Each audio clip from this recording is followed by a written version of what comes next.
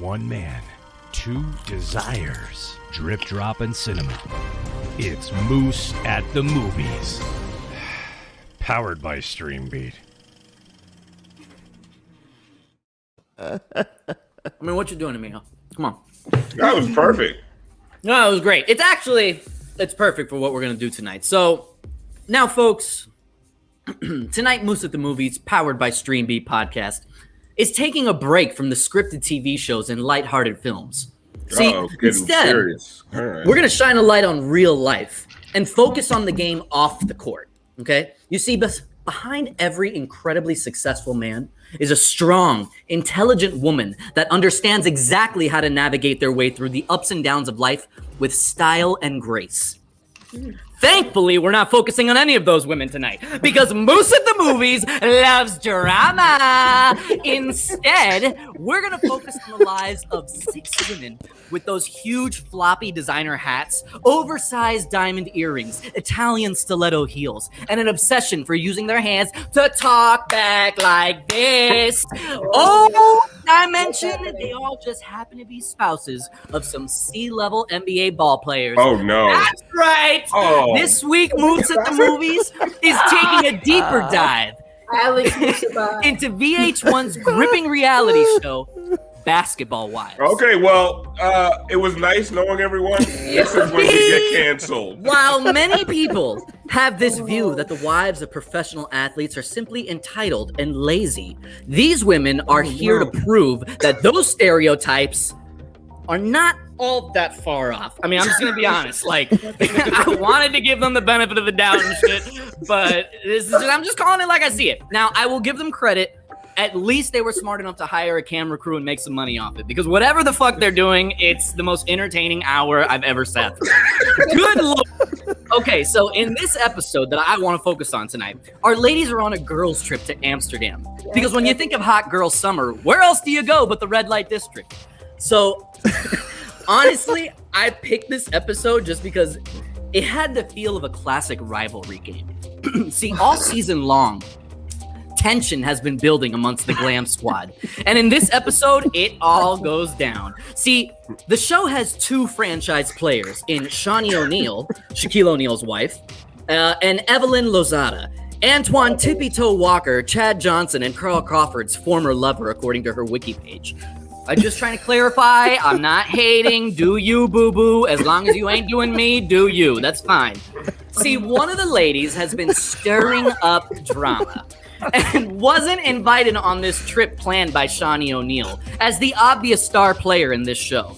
Until Evelyn, the young, freshly Botox star trying to make a name for herself, told Jen, the outcast, to come along and put her on the red-eye flight to surprise the ladies and mend the fences over brunch. Oh, bitch. Yup. Needless to say, this surprise doesn't go well. It actually goes fucking great. And just like the producers planned, the claws finally come out. I mean, call Jada Pinkett Smith because everything is about to be laid out on this little red table. See, just as Evelyn is about to go to bat for Jen to help bring her back into the group, she finds out that Jen was also throwing shade on her and her family. Plot twist. See, Malaysia, the former wife of NBA superstar Gennaro Pargo. Go ahead and Google him. I'll wait. I had to also. The only thing I remembered about the guy was that he was always my salary filler in NBA Live when I needed to make a multi-team trade. Big scrub.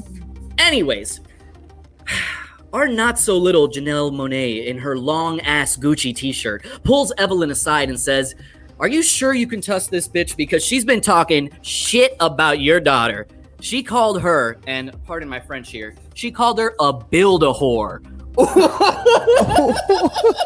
Rebound Bosch, back out to Allen, 3-pointer, bang!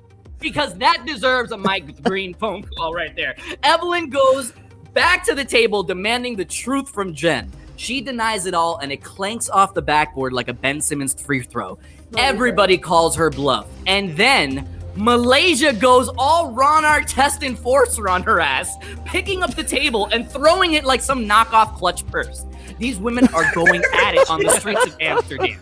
And white people around them are cracking up. But I also got to give Jen just a little bit of credit because she swatted away that table like it was a fly circling her food. It was kind of cool. So now Malaysia's coming back from counting back from 10, trying to calm herself down, something she clearly learned in anger management. At this point, Evelyn takes off her hoop earrings, so you know it's about to go down, all right? But Shawnee O'Neal steps in and reclaims her throne as the MVP of this group.